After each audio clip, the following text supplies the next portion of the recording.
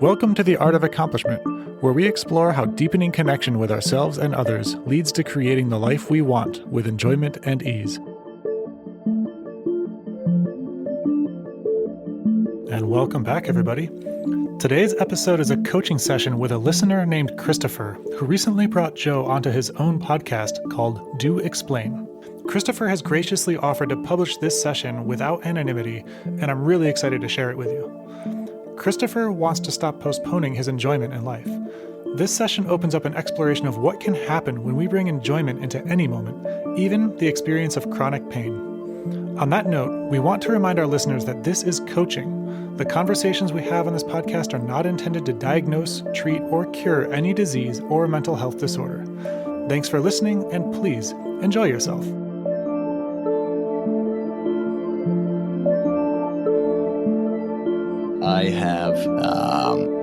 I have a very intense somatic practice that I've been doing for a few years now. And I'm at a weird stage right now where I feel like I've punctured a thick layer of psychological defense. Yeah. In a way where stuff is leaking out. And it's very hard somatically to block it. It takes a lot of energy, like it's close to the surface all the time. And so I'm wondering, in this context, when I do it myself, it looks kind of like an exorcism. So I make weird noises and I move and it's very alien. And I'm slightly self-conscious that when we work through emotional material here, that's going to be...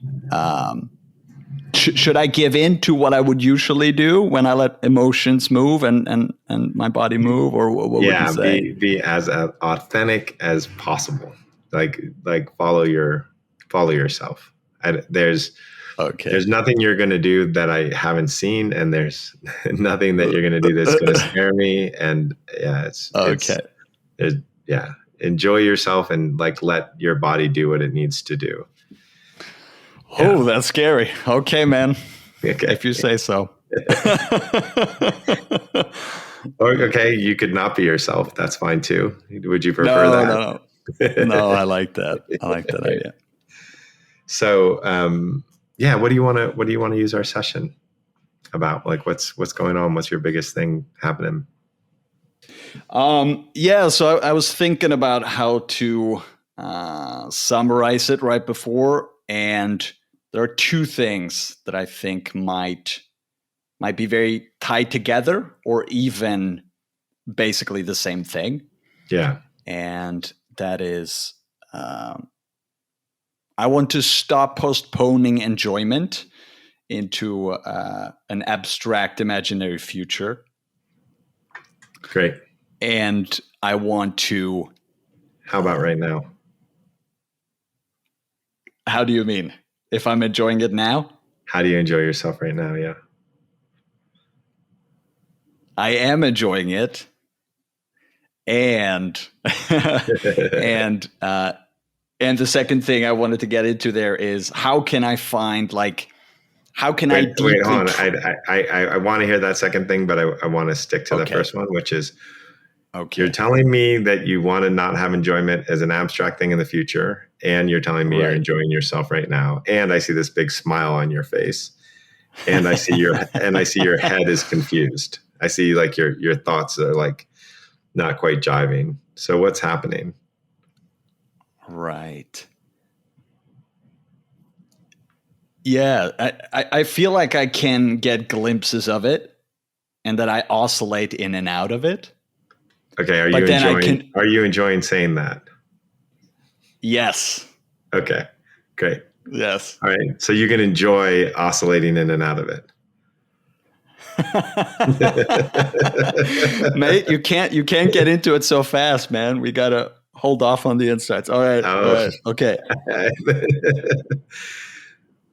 Right, but okay, so let me reframe it. How do I find my way back there when I tend to get stuck into, thinking about the next thing? Tomorrow I'm going to do this, and then I kind of rush through the day to get there, or in a week from now, or when my pains are gone, or I think that's the major thing. I feel like I've spent a lot of time there, where and you now I'm forget to getting enjoy more. yourself.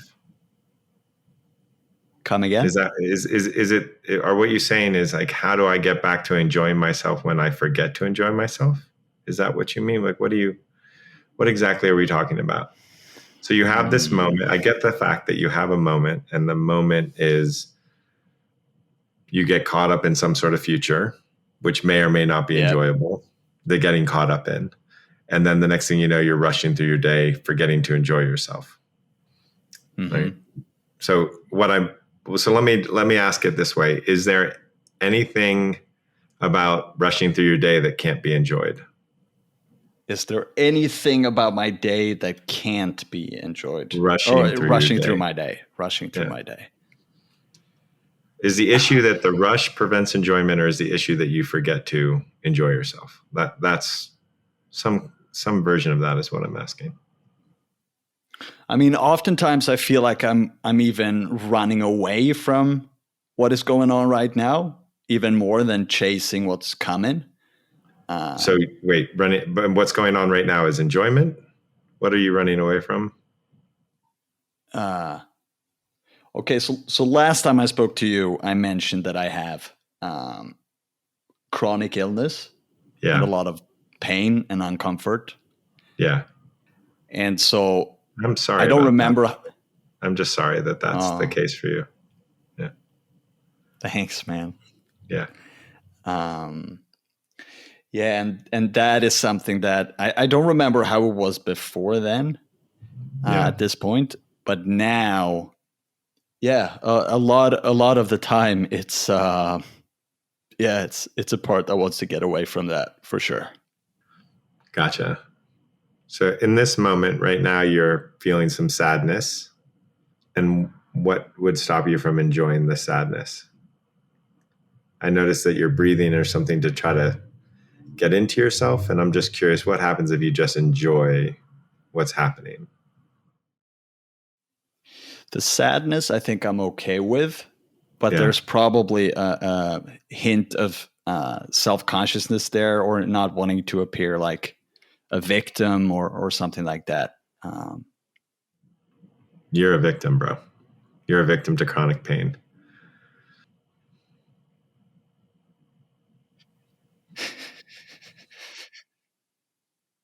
Yeah. I feel really ashamed about that. Yeah. What does it say about you that you have chronic pain that makes you ashamed? I shouldn't be like this. For what reason? Because I'm an inconvenience to people.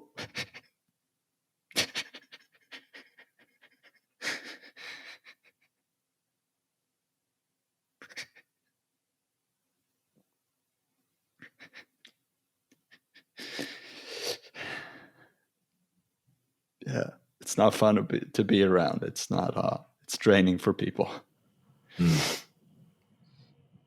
How much of that is a projection? There's this weird thing. Maybe like 10 times in my life, I've met somebody, and within like 5 or 10 minutes, I'm like, "You've been a caregiver to somebody, haven't you? Like you've like stopped. You put your life on hold to care for somebody, haven't you?" Yeah. And they're like, "Yeah, how do you know?" And I'm like, "Because your heart is so soft. Because there's such an openness in you. Like there's a way that somebody who's given care for somebody for years and years and years, it softens them." Right. And in fact, a lot of parents are softened by the experience if they're doing it consciously. So I don't know. So you might be responsible for softening people. So how much of it is a projection? How much of it is that you're assuming your experience for the other person who's apparently inconvenienced? Yeah, I mean, it feels hard to say because I feel like shame is such a relational feeling, and it's such a strong element of projection in shame, or at least it is for me. Yeah. And if you had to guess, what would you say? How much of you feeling like an inconvenience to somebody else is actually you feeling like an inconvenience to yourself? Probably a lot of it, yeah. Okay, so you're feeling the shame. How would you enjoy your shame? I mean, I feel like when I embrace it, I can, I mean, people can't see it right now, but you can see that my body's kind of moving like grass in the wind, kind of. I feel like I'm letting it move in a way, which feels kind of nice. And right now, how would you not enjoy your shame? Convincing myself that I shouldn't feel it or that you despise me for it. Like believing that story. Yeah. So what is it that stops you from enjoying your experience? Exactly. That's shame, but you were talking about like going back, you were talking about, oh, and then next week I'm chasing something or I'm avoiding something. Yeah. What stops you from enjoying chasing or avoiding? What stops you from enjoying shame? What is the essential thing that's happening?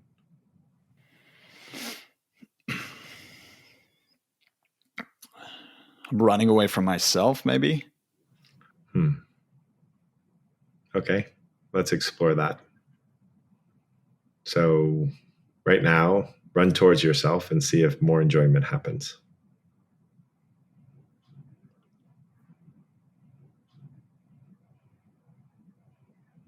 And now run away from yourself and see if more enjoyment happens or less enjoyment happens.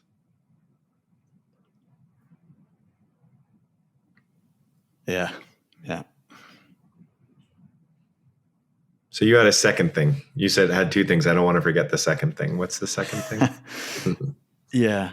Yeah. So the second thing is I want to have a really, really deep and empowered trust in myself and my ability to deal with things as and when they actually show up, instead of preparing a lot for something that might never happen and worrying about it and what should I say, and Yeah. So how are you not doing that now? This was this was definitely, I'm sure whatever it is you prepared for in our conversation is not what's going on right now. You even said it. You're like, wait, hold on. Like, we're not supposed to jump into it this quickly. Right. Yeah. Right. So your preparation didn't happen, and here you are prepared and trusting yourself. So tell me, what am I missing? What do you want that isn't happening? No, I think you're right. I do think that I've. Oh no, I'm not right. I'm asking a question. What is it? Yeah. You're okay. seeing something. So I think, right. So I think it's true that I do have already quite a deep trust in myself. I think there's still a small part left that doesn't think so and thinks it's the whole of me or something like that. And you're defining yourself by a characteristic that arises at a smaller percentage of the time than the rest of you arises. Is that what you mean? Usually you trust yourself, sometimes you don't, but you're defining yourself by the part that doesn't instead of the part that does. Right. Yeah, okay. Something like that. Okay. And an example of that would be like speaking in front of people. Like, for instance, I have a new job right now, and like what you're doing right now, there's going to be at least 10,000 people who listen to this. So you're currently okay, nice. There we go. Yeah. Yeah. Okay. Right. Because, okay. So I guess somatically, I still have kind of a stress response. Yeah. Before I'm supposed to speak, even though I usually, when I get into it, I feel fine and I don't get bothered by what you said right there as much as I would starting the podcast or thinking about it beforehand. Or okay, so how does this stress and enjoyment relate to each other? Or this stress and losing yourself and not losing yourself, or running towards yourself or running away from yourself? How do they relate? Interesting. It seems like, running away from myself is tied to the stress response. Okay, so let's be stressed for a minute and see what it's like to run towards yourself during stress. Because stress happens, whether you're running away from yourself or not running away from yourself. There's going to be moments of like somebody saying something that's hard, or everything going wrong, or some timing issue. Mm-hmm. So how do you run towards yourself in the time of stress? I'm not sure. So right now, there's some stress in you because you can't come up with the answer to this. Okay. So how do you enjoy that? Just a little bit more. Yeah. Yeah. So you just did it. How did you do that? Yeah. I got in words, kind of an internal voice saying, "It doesn't matter. Stop pulling the brakes," or something like that. Oh, that's amazing. So the way that you leave yourself is pulling the brakes? Is that what you're saying to me? Yeah. I feel like I've had that experience a lot where I feel, I'm really afraid of being judged, and it feels phenomenologically like I'm actually pulling a handbrake or pushing down a brake pedal all the time. And those moments when I release that, it's so effortless and it's so easy to be charismatic and to just be loving and open. It's easy to be you. Oh, yeah, right. Yeah. So I'm curious about something that's is kind of a strange one. The chronic illness, is it autoimmune? It has elements of that, yes. Okay, cool.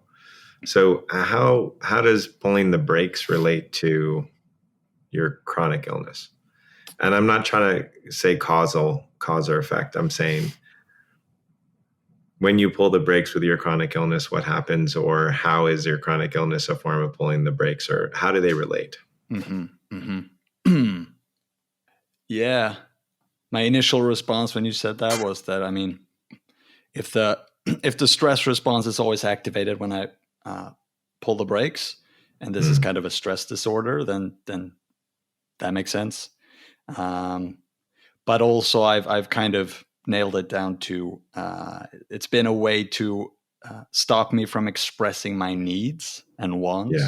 There's a long story there, but no, it's super apparent.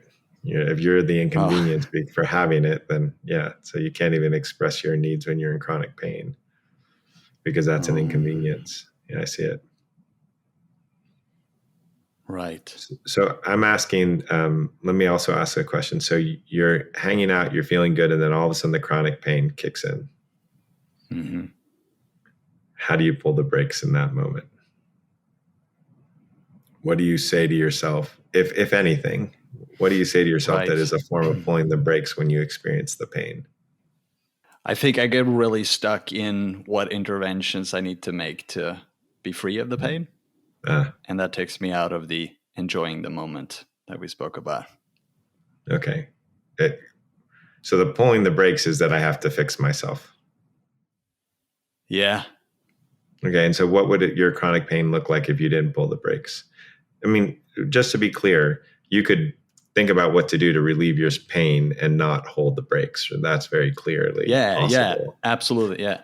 No, that's, I can differentiate between those two phenomenologically as well, when I'm just planning out something reasonable versus just ruminating and escaping. Yeah. So what does your pain look like? What happens to your experience if you don't pull the brakes when you experience pain? Yeah, I want to say I enjoy myself, but there's something that feels scary about that too. Yeah. I'm curious, how often have you just cried out in pain? You've had the full expression of the pain. More so lately, but the first 8 years or something, very rarely. Yeah. Yeah. And the more you allow the expression of the pain to exist, what changes, if anything? Maybe nothing. I mean, there's definitely more spaciousness around it. Yeah. And there's much more joy and love and nice emotion. It doesn't feel nearly as bad as I thought. Yeah. Yeah. So there seems to be one form of the breaks, and maybe they're the same thing, is, okay, how do I fix myself because I'm broken? And one form is, don't express the pain. Don't let my body be in the anguish fully. Yeah. Yeah. I mean, it sounds kind of obvious now when we're laying it out, but I feel like at some nervous system level, there's still some resistance to that, or sure. Yeah, what happened when you expressed your needs or your pain when you were a kid? Yeah, I got shunned, kind of. Yeah.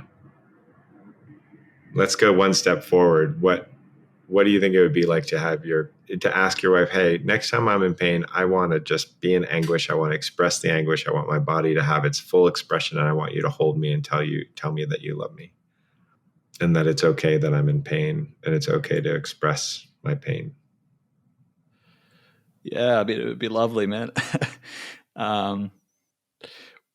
We have a little bind there, however, because she there's some uncomfort on her side with that. Yeah. But yeah, that's also what I'm noticing in myself. This whole I told you that I was very afraid of coming across as a victim, and yet I always have this nagging sense that when I feel these things, I really want to say it, and I want someone to just say exactly what you said there. You know, it's okay to be in pain. I love you anyway. It sucks. It's not, all those things. It's not I love you anyway. No. That still makes pain the bad guy. Right. If I said that, I apologize. I don't know what I said, but yeah.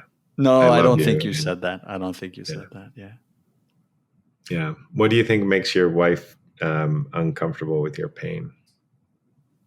Our entire relationship has been very shaped by me trying to get out of it and resisting it, and it's limited her options a lot. So her discomfort might not be your pain. Her discomfort may be watching you try to escape your pain. Maybe.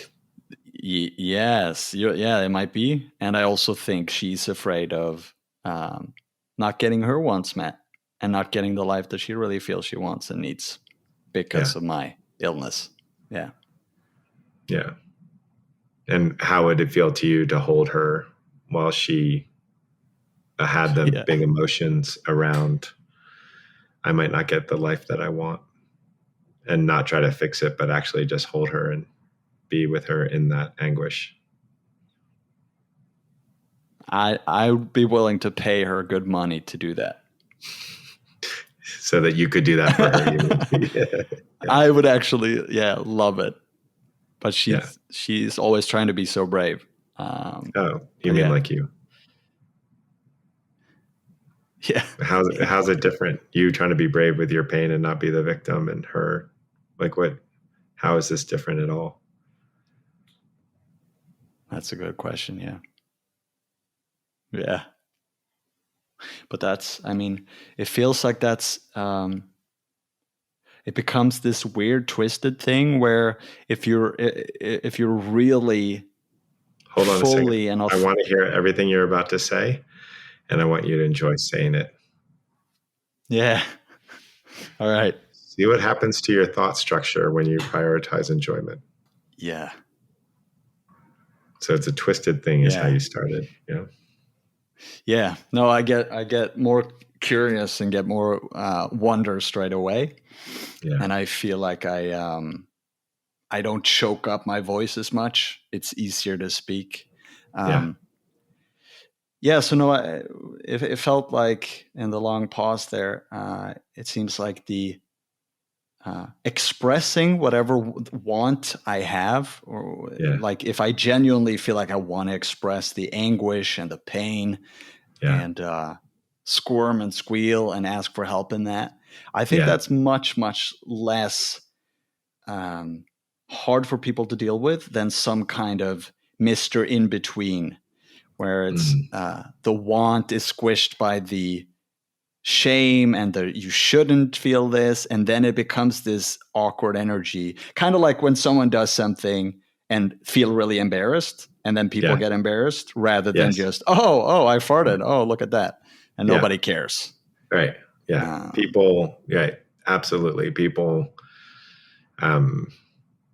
don't want to sit with other people's shame. Like even if you see somebody when they ask, oh, this is what I want, they're much more likely to get a yes than if they say, this is what I want, and it's full of shame. Yeah. They're much more likely to get a no. People just don't want to be around each other's shame. Well, so I wanna try something if I can, Joe. Yeah, of course. Because you always say that the vulnerable thing is to say the scary thing. Yeah. And so the scary thing that's true, to you. Yeah, would be if you would feel comfortable, if you felt like you could hold space. Oh yes. And say that you love my pain and my anguish and let me be a victim for a little bit. Oh yeah, absolutely. I can do that. Yeah, but you got to look at my face. You got to see that I actually do love your pain and anguish. And for me, it's not even holding space. It's a privilege and an honor to be with it.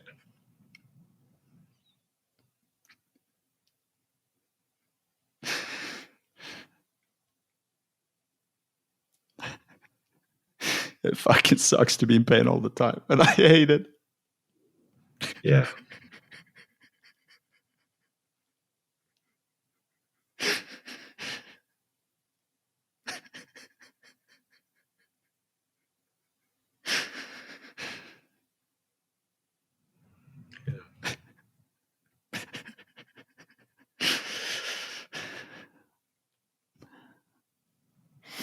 Fuck. I hate it for you. I'm not even experiencing the pain. Thanks, man. Yeah. Oh, fuck.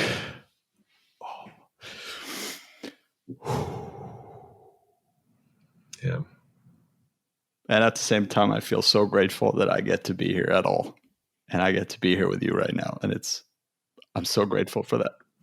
See, notice what just happened. Notice that. Notice that when you allow that feeling of victim all the way in and all the way through, it moves to enjoyment. Yeah. Notice that as you ran towards yourself, which was being in pain and being in anguish, that enjoyment showed up. Yeah. Oh, fuck. We're scared that if we allow the feeling of the victim to be fully there, that we'll end up being a victim forever. Yeah. But what it actually just did is empower you. Right.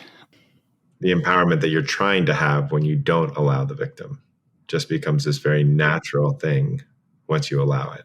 Yeah. Yeah. It's not a push anymore, right? It's a natural flow. Yeah, that's such a shitty bind until you get it. Yeah, and then it's easy. It's like, oh, that's it. Now all I have to do is allow. Yeah. Yeah. Right.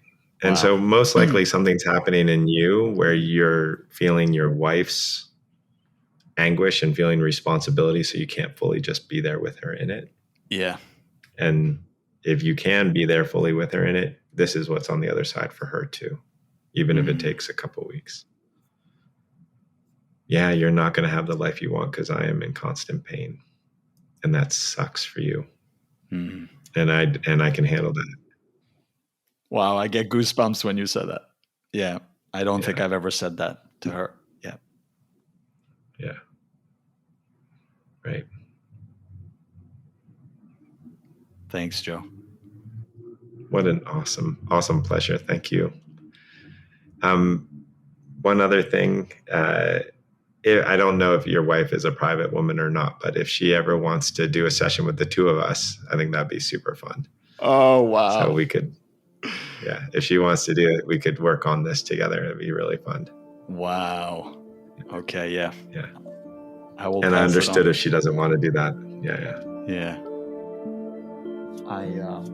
I hope I get to talk to you again on the podcast. It's always too short. Yeah. Yeah. Awesome. Loved it. Awesome. Have a nice day. Bye. Wow, that was fascinating. Thank you, Joe, and thank you, Christopher. If you want to hear more from both of them, check out their conversation on Christopher's podcast, Do Explain. Thanks for listening to The Art of Accomplishment. If you enjoyed what you heard today, please subscribe and rate us in your podcast app. We'd love your feedback, so feel free to send us questions or comments. You can reach out to us, join our newsletter, or check out our courses at artofaccomplishment.com.